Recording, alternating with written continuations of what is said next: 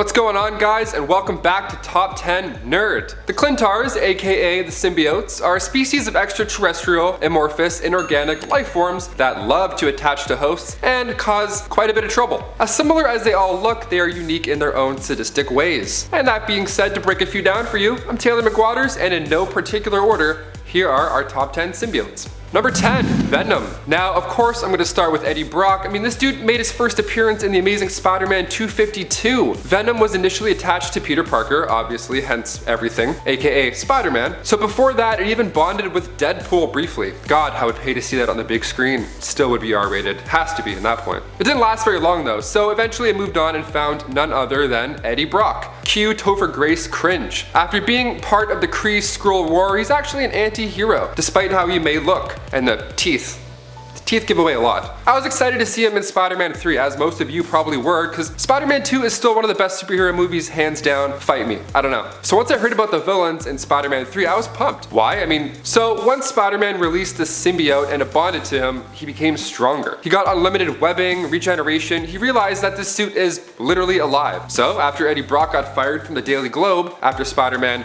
called him out, Eddie Brock, who also had cancer, got pretty pissed. And as you saw in Spider-Man 3, he eventually bonded with the symbiote at the Bell Tower. Then it was all downhill from there. We are Venom, two become one. So naturally they both wanted to go and try to go after Spider-Man. Imagine having a fully sentient being merge with you. I think I'd be on board. Hey, touch this and you'll be Spider-Man. Okay, done, no problem, no questions asked. The symbiote is able to cling on to other beings and bond with other superpowers. Its weaknesses are heat and loud vibrations. So like I said, it can bond with other superpowers or other superheroes, like the Green Goblin, which I'll save for later. Venom was the 998th spawn, so the 999th symbiote was none other than Number 9, Carnage. What do you get when you mix a mentally unstable serial killer with the offspring of the Venom symbiote? Trouble. You get trouble. That's right, making his first appearance in The Amazing Spider-Man issue number 359, Carnage is a symbiote that is the offspring of Venom. Its host is none other than Cletus Cassidy. Cletus was sharing the same prison cell as Eddie Brock in The Amazing Spider-Man issue 344. So while Cletus was planning on stabbing Eddie Brock, just going red wedding on him, the Venom symbiote comes into the rescue, saves Brock. So after Brock is reunited with the Venom symbiote and breaks out, a little piece of the symbiotic material attaches itself to Cletus, thus becoming Carnage. Carnage is terrifying. I'm actually really looking forward to seeing him put in some work in the Venom sequel. Titled Venom, Let There Be Carnage. The director has said that just because the main villain is Carnage does not mean that it's R-rated. This has to be R-rated. We're looking forward to seeing him for that reason. That's like making Deadpool not R-rated. Just do it and do it right. Bam. Set to release summer 2021. Look forward to it. So, the malevolent Cletus Cassidy is being portrayed by Woody Harrelson, who is awesome, as you've seen him in anything. I also feel like Michael C. Hall would be good as Cletus. I don't know. Maybe it's the whole Dexter thing. He's got the vibe. Who knows? Are you looking forward to seeing Carnage on the big screen? Let us know in the comments. And after that, coming up, number 8, Toxin. Yep, the 1000th spawn, first appearing in Venom vs. Carnage number 2 in 2004. So when Carnage was giving birth to Toxin, Carnage initially wanted to destroy the spawn. Because once Toxin was finally born, Carnage was too weak by the process to even kill it. Venom, on the other hand, wanted to raise the spawn and train it, and even named it Toxin after itself. What a nice name. New York City cop Pat Mulligan then became the host of the symbiote. So Patrick actually left his wife and kid because this thing was too unpredictable and powerful. Good call, Pat. So Venom and Carnage saw this police officer infused with Toxin and knew that it would most likely end up being a hero. So with his abilities to shapeshift, unlimited webbing, healing factor, tracking specialties, this guy can even hide himself in the blood of his host. Ew!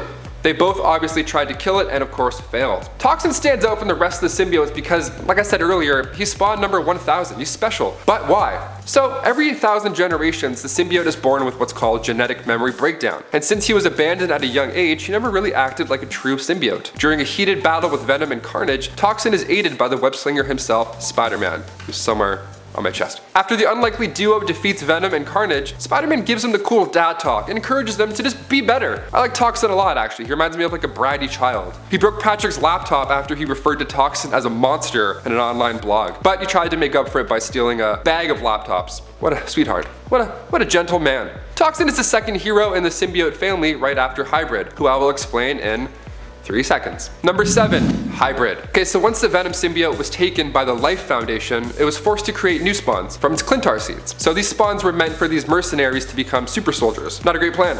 So as you can probably guess from the name itself, hybrid is a mix of 4 of these different Life Foundation symbiotes combined. And those 4 are being Riot, Phage, Lasher, and Agony. All these symbiotes combined sounds cool, but I mean, what do? Well, Scream uses this living tendril hair to choke out enemies. Cool. Agony can spit acid, burning through pretty much everything. Lasher uses tentacles coming out of his back.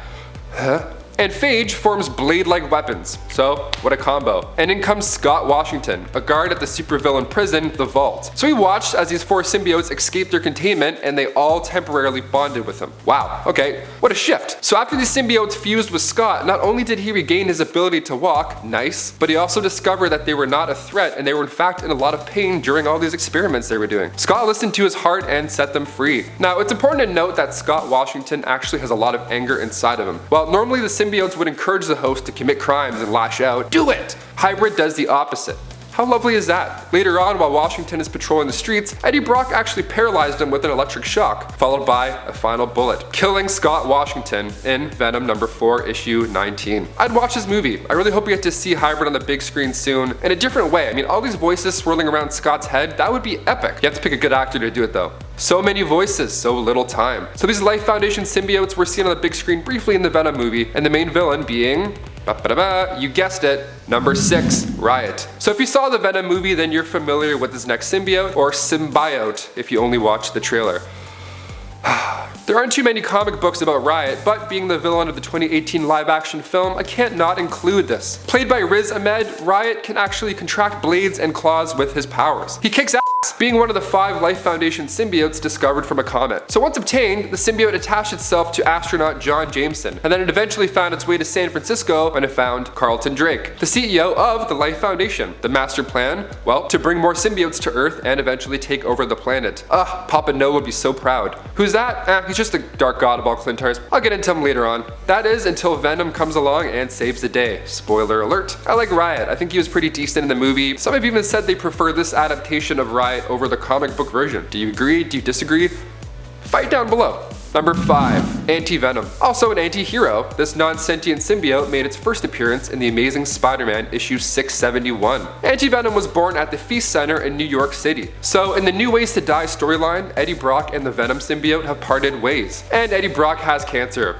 What a bummer. Martin Lee comes in and saves the day and bam, cures the big C. But in doing so, he infused trace amounts of the leftover Venom symbiote with his white blood cells. Oops! So while that was cooking up inside, Mac Gargan, the Scorpion, who was part of the Thunderbolts, and he was the current host of the Venom symbiote. So this Anti-Venom comes along and fuses with him, and it's pretty sweet. Being one of the white blood cells, he actually has the ability to heal people. He can sense if you got something wrong going on inside, like like an ear infection or I don't know, some more serious disease. He can create antibodies to attack whatever it is. How clutch is that? Flash Thompson actually wore the suit in the storyline too. It's super neat.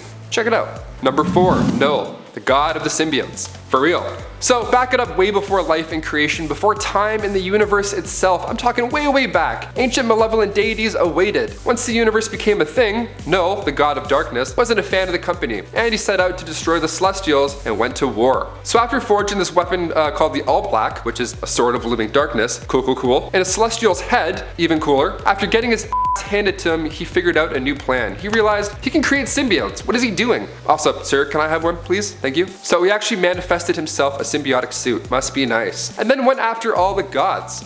Bully. Speaking of bully, Knull actually went after the Silver Surfer in Silver Surfer Black. Side note, can we get a Silver Surfer movie like yesterday, please? He eventually arrived on Earth taking on the form of a dragon. Cool entry.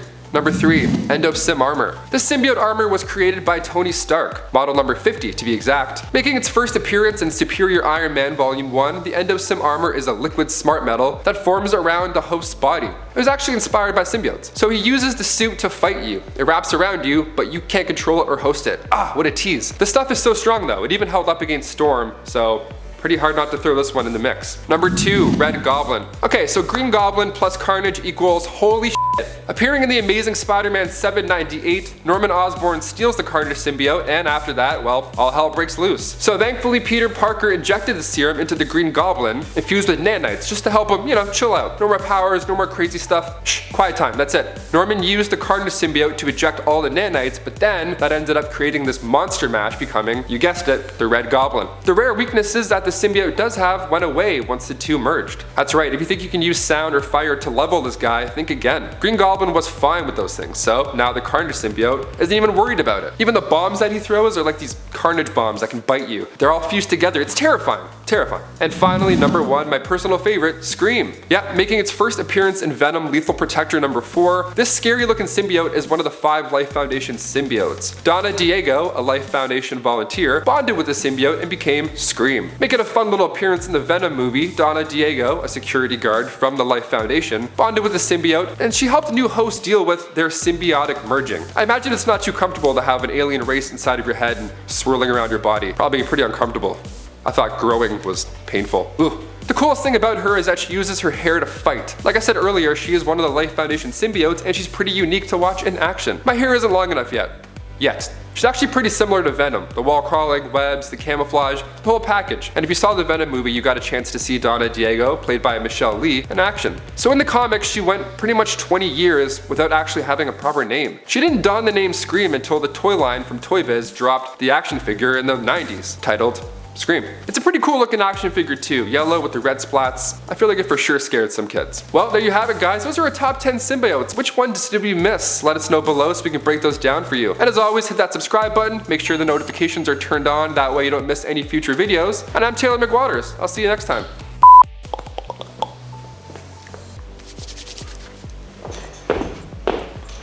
Let's get hot, let's get warm. Being one of the 5 Life Foundation symbiotes discovered from a comet.